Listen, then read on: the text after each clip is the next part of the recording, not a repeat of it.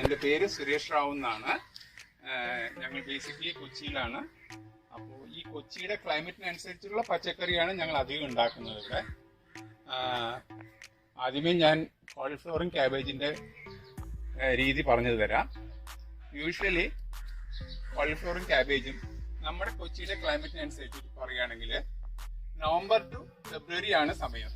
ഈ ഒരു കാലാവസ്ഥയിലാണ് വലിയ തണുപ്പും വലിയ ചൂടും ഇല്ലാത്തൊരു കാലാവസ്ഥയാണ് നമുക്ക് കിട്ടുന്നത്. ഈ സമയത്ത് ഞാൻ ഇതിന്റെ കൾട്ടിവേഷൻ ചെയ്തേക്കുന്നത് ടെറസിലാണ്.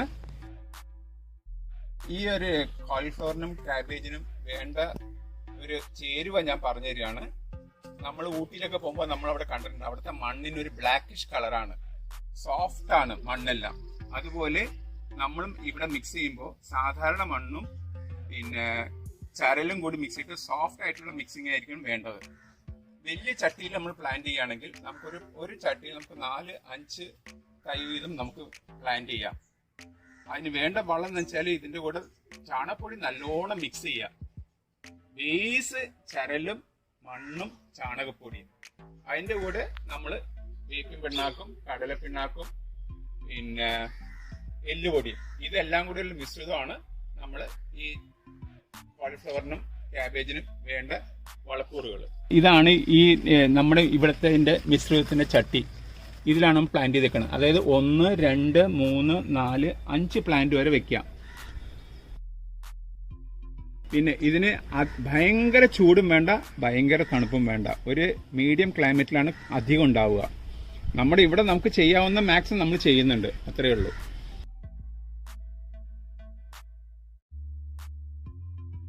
നനയാണ് പ്രധാനം കോളിഫ്ലവറിൽ. ഒരിക്കൽ മാത്രം മെനുവറിങ് ഉള്ളൂ. ഒരു ക്രോപ്പിന് ഒരു മെനുവറിങ് മതി. അത് കഴിഞ്ഞാൽ ഡെയിലി 2 പ്രാവശ്യങ്ങൾ നനയ്ക്കണം. ഞാനിവിടെ എങ്ങനെ ചെയ്യുന്നത് വെച്ചാൽ രാവിലെ നല്ലൊരു ഓസിട്ടിൽ നനയ്ക്കുക, അത് കഴിഞ്ഞ് ഉച്ച സമയത്ത് ഡ്രിപ്പ് ഇറിഗേഷനും.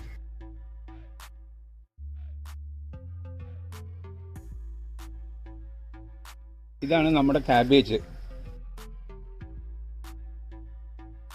ഇതിന്റെ വ്യത്യാസം എന്താ വെച്ചാൽ കോളിഫ്ലവറിന്റെയും ക്യാബേജൊക്കെ കാണാൻ ഒരുപോലെ ഉണ്ടെങ്കിലും ക്യാബേജിന്റെ ഇലയ്ക്ക് കുറച്ച് വീതി കൂടുതലാണ്.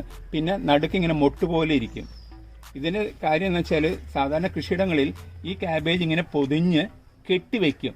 നമ്മളത് ചെയ്തിട്ടില്ല. ഇങ്ങനെ കെട്ടിവെക്കുന്ന വേറൊന്നുമല്ല, ഇതൊരു ഫ്ലവറാണ്, അത് വിരിഞ്ഞോണ്ടിരിക്കും. അപ്പോൾ വിരിയാതെ ഇരിക്കുന്നാലേ ക്യാബേജ് വലുതാവുള്ളൂ. അതുകൊണ്ട് നമ്മളിങ്ങനെ റബ്ബർ ബാൻഡ് ഇട്ട് കെട്ടിക്കഴിഞ്ഞാൽ ആ ക്യാബേജ് വലുതായിട്ട് നമുക്കപ്പോൾ പ്രൂൺ ചെയ്തെടുക്കാൻ പറ്റും അതിന് മൂത്ത് വരുമ്പോൾ. വലിയ ചട്ടിയിൽ നമുക്ക് ഒരു 4-5 പ്ലാന്റ് വരെ വെക്കാൻ പറ്റും. 1, 2, 3, 4. ഇവിടെ ഒരു പ്ലാന്റ് ഉണ്ടായിരുന്നു, അത് പിടിച്ച് വന്നില്ല. ഇതിങ്ങനെ ക്ലോസ് ചെയ്ത് വെക്കണം. ക്ലോസ് ചെയ്ത് വെച്ചാലേ വലിയ ക്യാബേജായിട്ട് കിട്ടുള്ളൂ. ഇതിങ്ങനെ വിരിഞ്ഞു പോയതുകൊണ്ടാണ് ചെറുതായി വരുന്നത്.